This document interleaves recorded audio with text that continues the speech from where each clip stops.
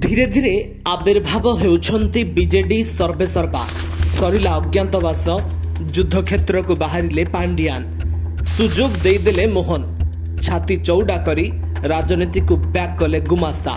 हाँ आज्ञा ठीक वर्षक तले राजनीति संन्यास नहीं बीजेडी सर्वेसर्वा पांडियान एबे पुणी चर्चा को आसिछंती। किछि दिन तले नवीन मुंबई फेरी नवीन निवास भितर पशिथिबा बेले धरा पड़िथिले गणमाध्यम कैमेरा लेंस रे आउ आंदोलन करी आहत होई बीजेडी नेता बुधवार देखिबा पई स्त्री मेडिकल रे पहुंचिथिले। पूर्वरु लुचि लुचि जाउथिले आउ एबे मीडिया आगरे हसी हसी हाथ जोड़ी देउछंती। बीजेपी पई पांडियान पुणी ओडिशा राजनीति को बैक करुछंती बोली कुहा जाउछे। बीजेपी सरकार स्थाणुता पाई आज पांडियान बलवान होइछंती बोली चर्चा हेउछि।